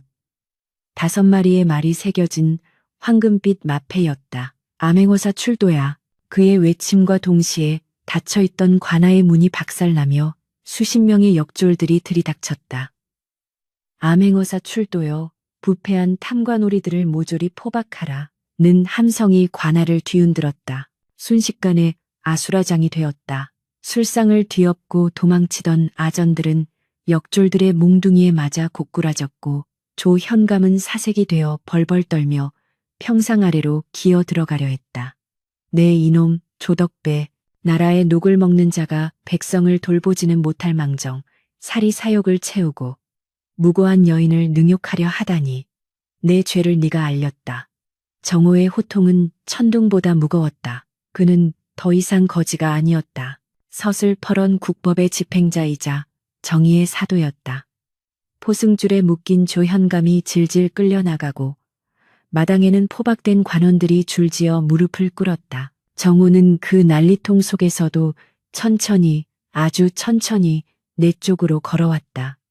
그의 발걸음 하나하나가 내 가슴을 밟고 지나가는 것만 같았다. 나는 넋을 잃고 그를 올려다보았다. 찢어진 옷, 산발이 된 머리, 멍든 뺨. 10년 만에 재회라기엔 너무나 초라하고 비참한 몰골이었다. 고개를 들 수가 없어 땅만 바라보며 흐느꼈다. 고개를 들라. 그의 목소리가 머리 위에서 들려왔다. 10년 전 계곡에서 들었던 그 목소리. 하지만 그때보다 훨씬 따뜻하고 물기가 어린 목소리였다. 내가 차마 고개를 들지 못하자 그가 무릎을 굽혀 나와 눈높이를 맞추었다. 그리고 거칠고 투박한 손으로 내 뺨에 묻은 흙과 눈물을 조심스럽게 닦아주었다. 많이 늦었다. 미안하다. 정말 미안하다. 그의 눈에서 굵은 눈물방울이 뚝 떨어져 내 손등을 적셨다. 나는 떨리는 입술로 어찌 저를 알아보셨습니까? 일이 변해버렸는데 하고 겨우 말을 뱉었다. 정호는 품속에서 작은 주머니를 꺼냈다. 그가 주머니를 열자 그 안에는 반쪽짜리 옷비녀가 들어있었다. 내가 10년 전 그에게 남기고 떠났던 바로 그 비녀였다. 변하지 않았다. 내 눈에는 여전히 10년 전 달빛 아래 떨고 있던 그 아이로 보인다. 천리 밖에서도 너의 숨소리를 들을 수 있었는데 어찌 알아보지 못하겠느냐. 그는 내 품에서 내가 간직하고 있던 나머지 반쪽 비녀를 꺼내게 했다. 2개의 조각이 딱 맞아 떨어지며 하나의 온전한 비녀가 되었다. 약조하지 않았느냐. 지구 끝까지라도 쫓아가 너를 찾겠다고. 그리고 이 비녀의 짝을 맞추겠다고. 그는 떨리는 손으로 합쳐진 비녀를 내 헝클어진 머리에 꽂아주었다. 주변의 역졸들도 구경하던 마을 사람들도 모두 숨을 죽이고 이 기적 같은 재회를 지켜보았다. 10년의 그리움과 원망, 그리고 사랑이 한꺼번에 터져 나왔다. 나는 체면도 잊은 채 그의 품에 안겨 목 놓아 울었다. 그의 품은 10년 전보다 더 넓고 단단했으며 그에게서 나는 냄새는 묵향 대신 흙냄새와 땀냄새가 섞여 있었지만 그것이 오히려 더 사무치게 그리운 내 사람의 향기였다. 이제 다시는 놓지 않겠다. 네가 사내든 여인이든 역적의 딸이든 상관없다. 너는 그저 내 사람, 내 연우일 뿐이다. 정우는 나를 으스러지도록 꽉 안았다. 그의 심장 소리가 내 심장 소리와 겹쳐 하나의 박동으로 뛰기 시작했다. 관아 마당 위로 가을바람이 불어와 낙엽을 휘날렸다. 10년의 긴 겨울이 끝나고 비로소 우리에게 따뜻한 봄이 찾아오고 있었다. 그날 밤 마을은 축제 분위기였다. 조 현감의 창고가 열려 굶주린 백성들에게 곡식이 나누어졌고 억울하게 옥살이하던 사람들이 풀려났다. 정우는 어사로서의 직무를 수행하느라 눈코 뜰 새 없이 바빴지만 틈틈이 나를 돌아보며 안심시켰다. 나는 관아의 별채에서 깨끗한 옷으로 갈아입고 10년 만에 처음으로 흉대를 풀었다. 짓눌려 있던 가슴이 펴지며 깊은 숨이 들어왔다. 거울 속에 비친 내 얼굴에는 더 이상 근심과 두려움이 없었다. 다만 내일이면 그가 떠나야 한다는 사실, 그리고 우리의 신분 차이라는 현실적인 벽이 다시금 걱정으로 다가올 뿐이었다. 밤이 깊어지자 정우가 별채로 찾아왔다. 그는 관복을 벗고 편안한 평복 차림이었다. 우리는 마루에 걸터앉아 둥근 달을 올려다보았다. 10년 전 성균관에서처럼 그가 내일이면 한양으로 올라가야 한다고 운을 떼었다. 나는 알고 있습니다. 어사로서 복명후밍하셔야지요. 라며 짐짓 담담하게 대답하려 애썼다. 그러자 그가 같이 가자고 말했다. 내가 놀라 예. 하고 묻자 그는 나 혼자 가지 않는다. 너를 데리고 갈 것이다. 더 이상 너를 이 산골짜기에 혼자 두지 않겠다. 라고 단호히 말했다. 나는 하오나 저는 죄인의 자식이고 신분도 미천합니다. 대감의 앞길에 누가 될 것입니다. 라고 주저했지만 그는 누가 된다 한들 상관없다. 벼슬 따위 네가 없으면 아무런 의미가 없다. 라고 흔들림 없이 답했다. 그의 눈빛은 태산과도 같았다. 그리고 갚아야 할 빚이 있지 않느냐. 그가 덧붙였다. 빚이라니요? 내가 묻자 10년 전 네가 나를 두고 도망치며 내 심장에 낸 상처 말이다. 평생 내 곁에서 그 상처를 치료해 주어야 할 것이다. 그는 장난스럽게 웃으며 내 손을 잡았다. 그의 손은 따뜻하고 거칠었다. 나는 그 손을 맞잡으며 고개를 끄덕였다. 그래, 이제 더 이상 도망치지 않으리라. 운명이 우리를 어디로 데려가든 이 손만 놓지 않는다면 두려울 것이 없으리라. 달빛이 우리 두 사람을 비추고 있었다.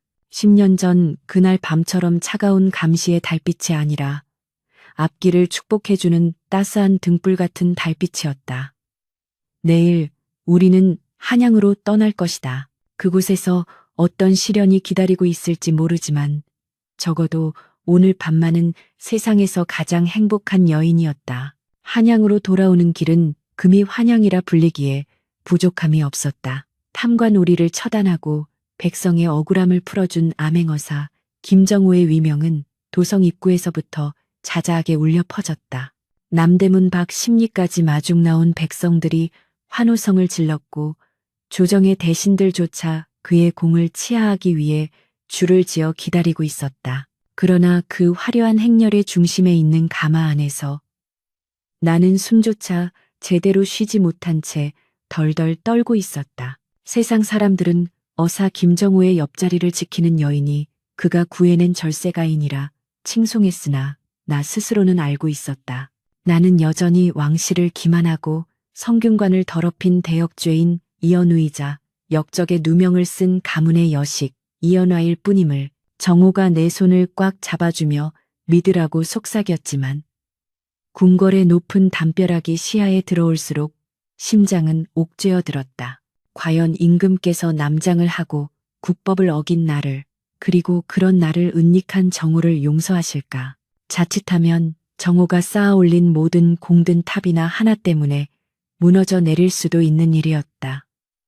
현전의 공기는 무겁고 차가웠다. 용상에 앉은 임금의 위엄은 감히 고개를 들 수 없을 정도로 서슬퍼랬다. 정호는 관복을 정제하고 어전 한가운데 엎드려 있었고 나 역시 죄인의 형색으로 그 뒤에 납작 엎드려 있었다. 정호가 올린 장계를 읽어 내려가는 임금의 미간이 꿈틀거릴 때마다 내 목숨 줄이 탔다 끊어지는 듯했다. 임금의 묵직한 목소리가 편전을 울렸다. 어사 김정호는 들으라. 이에 정호가 예 전하 성은이 망극하옵니다. 라고 답하자 임금이 말을 이었다. 네가 올린 상소문을 보니 탐관오리 조덕배의 죄상은 실로 참담하여 마땅히 능지처참에 처할 것이다. 허나 임금의 시선이 내 쪽으로 옮겨왔다. 그 시선이 등줄기에 꽂히는 순간 온몸에 털이 곤두섰다. 네가 데려온 이 여인, 아니 10년 전 성균관 유생 이연우라 했던 자의 처분은 어찌 생각하느냐. 계집의 몸으로 과인을 속이고 신성한 성균관에 잠입했으니 이는 국법을 능멸한 기군망상의 죄가 아니더냐. 또한 역적의 자손이 감히 벼슬길을 탐했으니 그 죄가 더욱 무겁다. 서리빨 같은 호통의 대신들이 웅성거렸다. 마땅히 참수해야 합니다. 법도를 바로 세워야 합니다. 하는 살벌한 주청들이 빗발쳤다. 나는 눈을 질끈 감고 체념했다. 그래, 내 목숨 하나로 정호의 앞길을 열 수 있다면 그것으로 족하다. 나는 떨리는 입술을 열어 죽여주시옵소서 전하 라고 외치려 했다. 그때였다. 정호가 벌떡 상체를 일으키며 목소리를 높였다. 전하, 아래옵기 황공하오나 이 여인은 죄인이 아니옵니다. 장내가 찬물을 끼얹은 듯 조용해졌다. 정호는 결연한 눈빛으로 임금을 올려다보았다. 이 여인이 남장을 한 것은 사리사욕을 채우기 위함이 아니었습니다. 병든 오라비와 늙은 아비에 대한 지극한 효심 때문이었습니다. 또한 성균관 재학 시절 그 누구보다 학문에 정진하여 장원을 놓치지 않았으며 10년간 산골에 응거하면서도 헐벗은 백성을 구휼하고 의술을 베풀어 왔습니다. 비록 국법을 어긴 죄는 있으나 그 마음의 근본은 충과 효 그리고 인에 있었으니 어찌 이를 단순히 속임수라 치부할 수 있겠사옵니까? 정호는 바닥에 머리를 대으며 읍소했다. 쿵, 쿵 하는 소리가 내 가슴을 때렸다. 만약 이 여인을 벌하시려거든 10년 전 그 사실을 알고도 묵인하고 지금껏 이 여인을 연모하여 사사로운 정을 끊지 못한 소신 김정호의 목을 먼저 베어주시옵소서. 소신 평생 나라를 위해 바친 충정으로 감히 청하건대 부디 이 여인의 갸륵한 효심과 지난 10년의 고행을 굽어 살피시어 선처를 내려주시옵소서. 그의 절절한 호소의 편전 안에는 무거운 침묵이 흘렀다. 임금은 한참 동안 말이 없었다. 정호의 이마에서 붉은 피가 흘러내려 바닥을 적시고 있었다. 나는 소리 죽여 흐느꼈다. 이 바보 같은 사람. 나 때문에 어찌하여 목숨까지 건단 말인가. 긴 침묵 끝에 임금의 탄식 섞인 웃음소리가 들려왔다. 허허, 천하의 김정호가 계집 하나 때문에 내 앞에서 목을 내놓다니. 네가 진정 사랑에 미쳤구나. 임금은 붓을 들어 교지를 써 내려갔다. 어사 김정호의 공이 지대하여 상을 내려야 마땅하나 그가 원하니 상 대신 벌을 내리겠다. 그 벌은 평생 그 여인을 곁에 두고 다시는 눈물 흘리지 않게 지키는 것이다. 임금의 파격적인 판결에 신하들이 경악했으나 임금은 손을 들어 제지했다. 이연아의 가문은 조부 때 모함을 받은 것이 밝혀졌으니 즉시 신원을 복구하고 그 효행을 기려 정경 부인의 품계를 내리노라. 이제 당당하게 혼례를 올리고 백년해로 하라. 이것이 과인의 명이다. 우리는 성은이 망극하옵니다. 전하를 외치며 서로를 부둥켜 안고 오열했다. 10년의 한과 두려움이 눈 녹듯 사라지는 순간이었다. 그로부터 달포가 지난 어느 화창한 봄날, 한양 장안은 전대미문의 혼례식 구경으로 인산인해를 이루었다. 김정호 대감이 10년 전 사라진 의형제를 신부로 맞이한다는 소문이 꼬리에 꼬리를 물고 퍼져나갔기 때문이다. 정호는 보란듯이 판을 크게 벌였다. 세간의 수군거림을 잠재우고 나를 세상에서 가장 귀한 여인으로 만들겠다는 그의 의지였다. 신랑 입장이요. 우렁찬 함성과 함께 저 멀리서 풍악 소리가 울려 퍼졌다. 나는 연지 곤지를 찢고 화려한 화롯을 입은 채 친정집 마당에서 가마를 기다리고 있었다. 그런데 대문 밖이 소란스러웠다. 하녀가 숨이 턱에 닿도록 뛰어들어와 아씨, 큰일 났어요. 아니, 경사가 났어요. 신랑 도련님께서 가마를 보내셨는데 라며 말을 잇지 못했다. 내가 무슨 문제라도 생겼느냐 묻자 하녀는 그게 아니라 가마 행렬이 끝이 안 보입니다요. 저기 남산 어귀에서부터 여기까지 심리 길을 꽃가마와 청사초롱으로 꽉 채우셨답니다. 라고 외쳤다. 나는 놀라서 입을 다물지 못했다. 심리 밖에 꽃가마라니. 밖으로 나가보니 과연 장관이었다. 붉고 푸른 비단으로 장식된 수백 개의 등불이 대나처럼 길을 밝히고 있었고 길바닥에는 비단길이 깔려 있었다. 그 길 끝에서 정호가 백마를 타고 위풍당당하게 다가오고 있었다. 그는 10년 전 성균관 유생 시절의 풋풋함은 사라졌지만 훨씬 더 늠름하고 믿음직한 사내의 모습으로 나를 향해 미소 짓고 있었다. 그는 말에서 내려 내 앞에 섰다. 그리고 큰 소리로 온 동네 사람들이 다 들을 수 있게 외쳤다.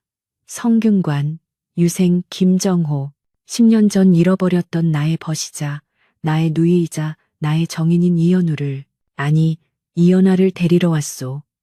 이제 그만 갓을 벗고 흉대를 풀고 나의 아내가 되어주시오. 사람들이 와 하고 환호성을 질렀다. 멋지다.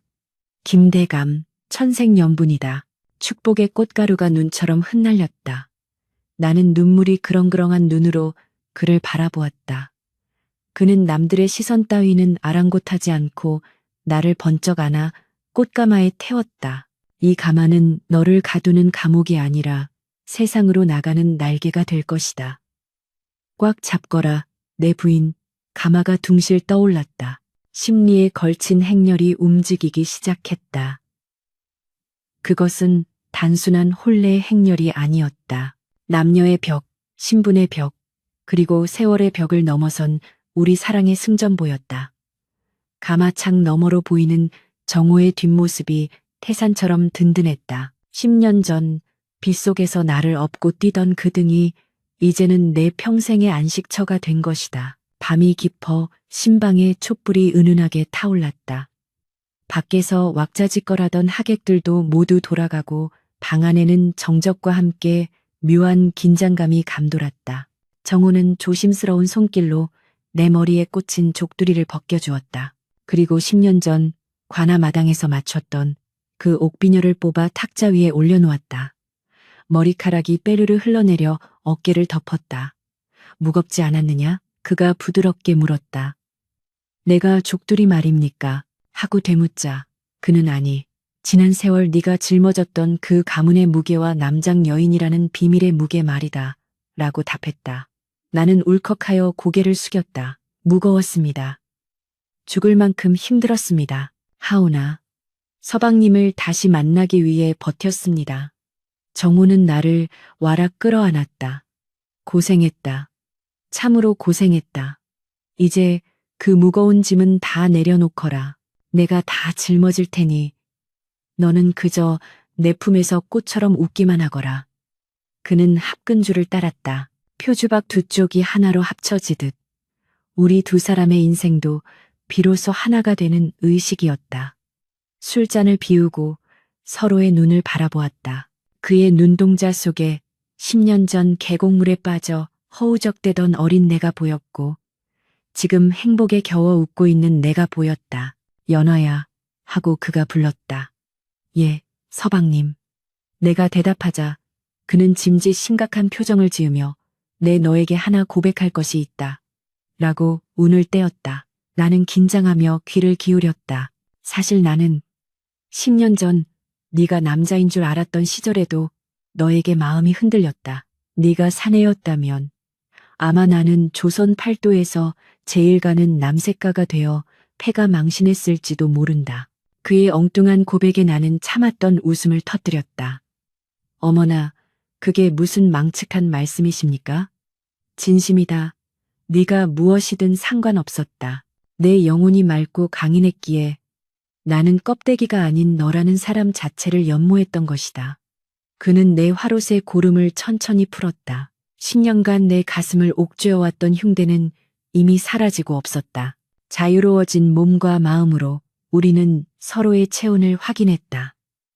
촛불이 사그라들고 달빛만이 방안을 가득 채웠다. 먼 옛날 차가운 계곡물 위를 비추던 그 달빛은 이제 따스한 축복이 되어 두 사람의 어깨를 감싸 안았다. 다음 날 아침 나는 정호의 품에서 눈을 떴다.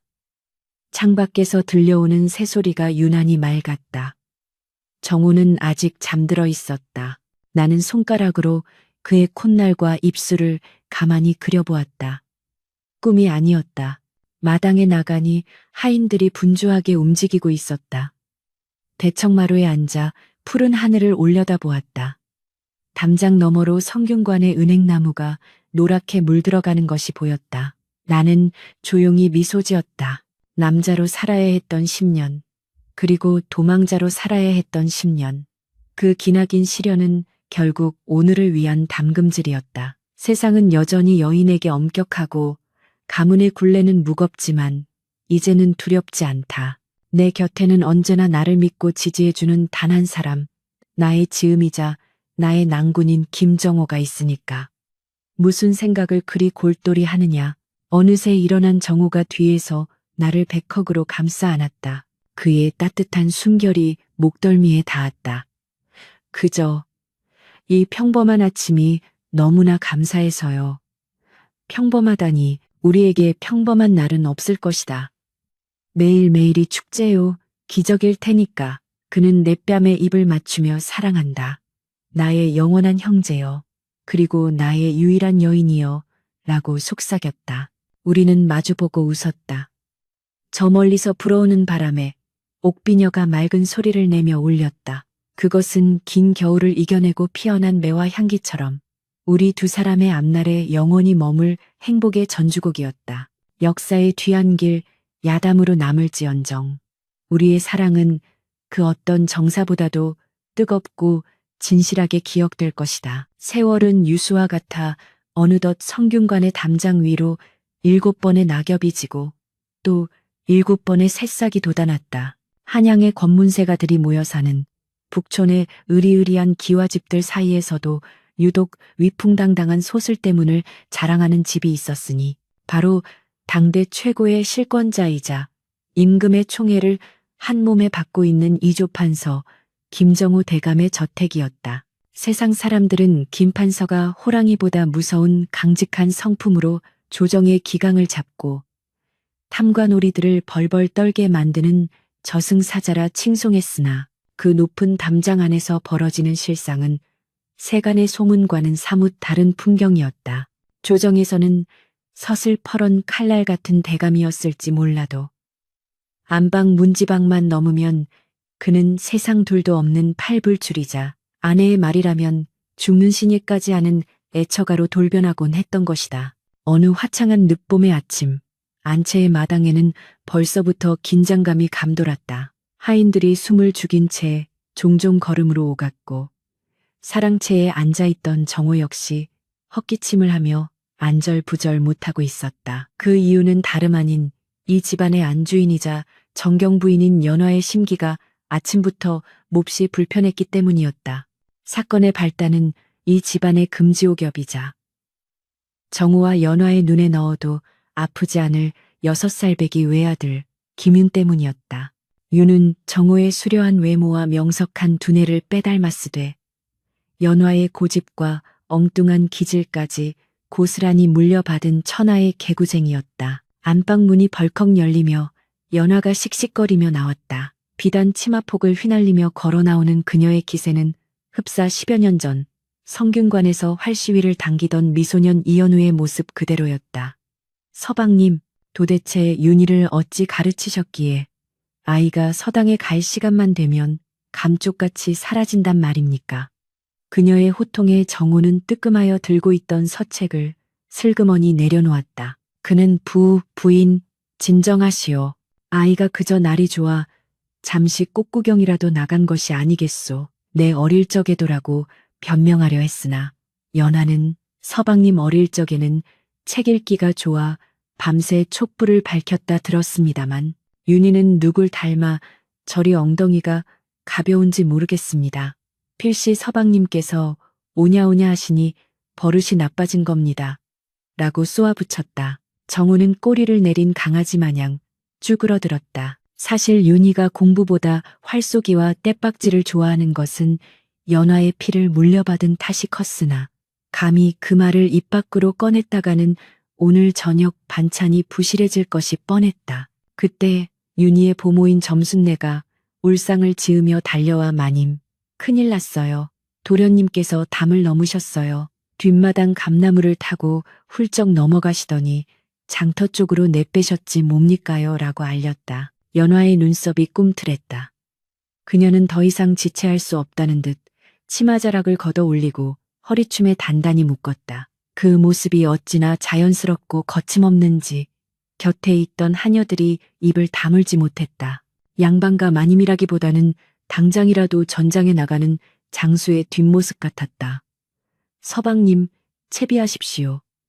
아들을 잡으러 가야겠습니다. 연화의 말에 정호가 나도 말이오. 하오나 곧 입궐해야 하는데 라고 주저하자 그녀는 아들의 교육보다 나라실이 더 중하십니까? 오늘 하루쯤은 병가를 내셔도 나라가 망하지 않습니다. 어서요 라고 호령했다. 정호는 군말 없이 갓을 고쳐 쓰고 그녀의 뒤를 따랐다. 대문을 나서는 두 사람의 모습은 묘한 대조를 이루었다. 앞장선 부인은 성큼성큼 보폭을 넓혀 걷고 뒤따르는 남편은 행여나 부인이 넘어질까 노심초사하며 뒤를 쫓는 형국이었다. 한양의 유기전 장터는 언제나처럼 활기가 넘쳤다. 여기저기서 호객하는 상인들의 목소리, 물건값을 흥정하는 안악들의 수다, 떡 맺히는 소리가 뒤섞여 귀가 멍멍할 지경이었다. 연화는 그 복잡한 인파 속을 미꾸라지처럼 헤집고 나갔다. 그녀의 눈은 매처럼 날카롭게 주변을 훑었다. 10년 전 남장을 하고 거리를 활보하던 시절의 감각이 되살아난 듯했다. 정우는 부인, 천천히 좀 가시오. 사람들이 쳐다보지 않소. 라며 만류했으나 연화는 사람들 시선이 대수입니까? 내 새끼가 어디서 험한 꼴을 당할지도 모르는데 라고 대꾸하며 걸음을 재촉했다. 그때였다. 저만치 그릇 가게 앞에서 아이들의 왁자지껄한 소리가 들려왔다. 연화의 귀가 번쩍 뜨였다. 그녀는 본능적으로 그곳으로 향했다. 사람들이 둥그렇게 모여 구경하고 있는 그 한가운데에 문제의 아들 김윤이 서 있었다. 그런데 윤희의 꼴이 가관이었다. 어디서 구했는지 모를 제 어미의 옛 성균관, 유생복, 즉 청금을 질질 끌리게 입고 머리에는 삐뚤어진 유건을 쓴 채 덩치가 자기보다 배는 더 큰 골목대장 녀석과 대치하고 있는 것이었다. 10살은 되어 보이는 골목대장이야. 꼬마야, 네가 양반집 자식이면 다냐. 여기는 우리 구역이야. 지나가려면 통행세를 내라니까. 라고 위협했지만 보통 아이라면 울음을 터뜨렸을 상황에서 윤희는 콧방귀를 뀌며 허리춤에 찬 목검을 뽑아들었다. 흥, 웃기는 소리. 우리 어머니가 말씀하시길 백성의 고열을 빠는 자는 탐관오리요. 약한 자를 괴롭히는 자는 시정잡배라 하셨다.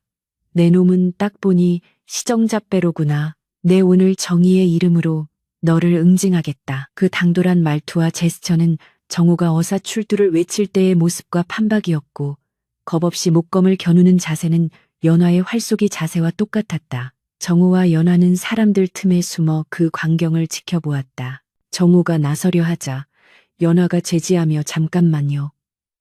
어떻게 하나 봅시다 라고 속삭였다. 골목대장은 코웃음을 치며 이 쥐방울만 한 녀석이 라고 소리치며 윤희에게 달려들었다. 덩치 큰 아이가 윤희의 멱살을 잡으려던 찰나.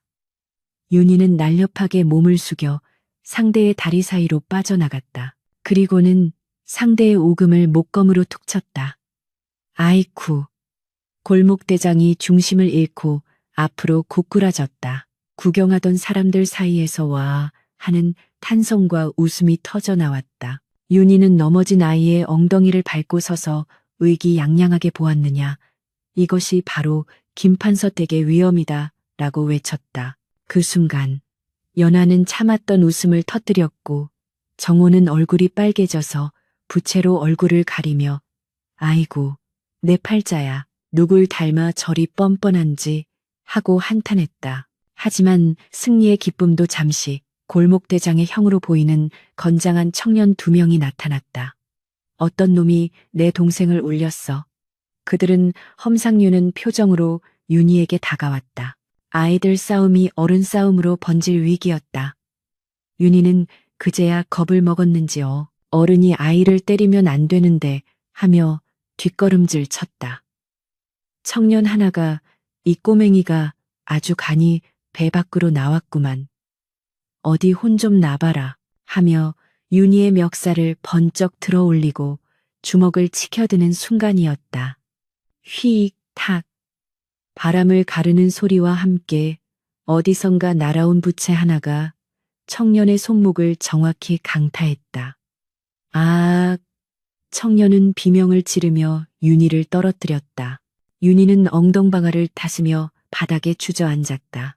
모든 시선이 부채가 날아온 쪽으로 쏠렸다. 그곳에는 비단 치마를 걷어붙인 연하가 서늘한 눈빛을 하며 서 있었고 그 옆에는 헛기침을 하며 짐짓 위엄을 잡고 있는 정호가 있었다. 정호의 호통 소리가 장터에 쩌렁쩌렁 울렸다. 어느 안전이라고 감히 행패를 부리느냐.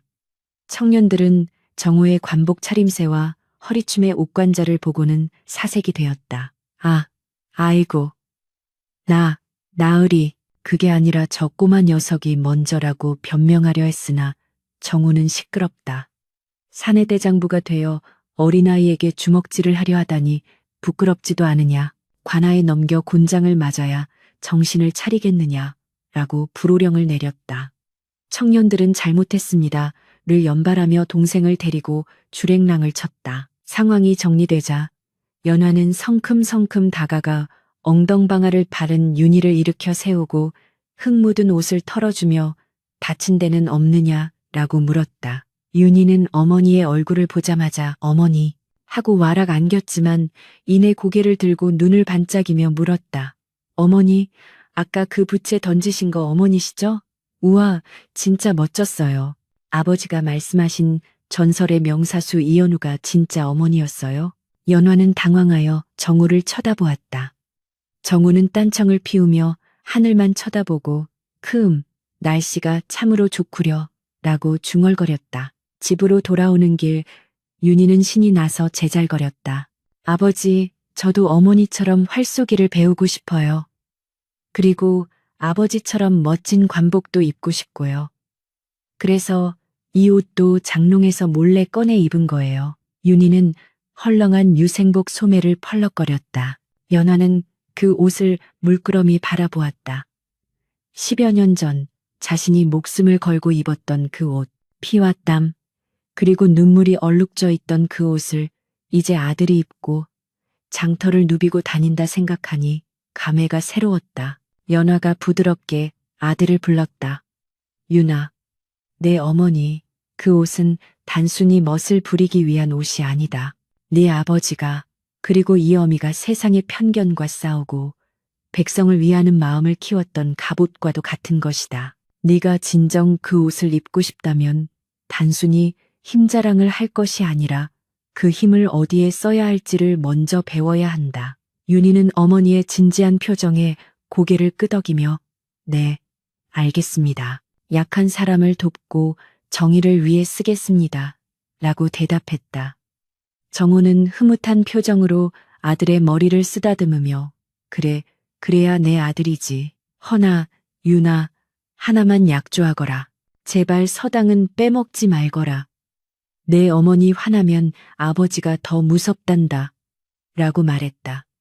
세 사람은 마주보고 웃음을 터뜨렸다. 석양빛이 그들의 등 뒤로 길게 그림자를 드리웠다.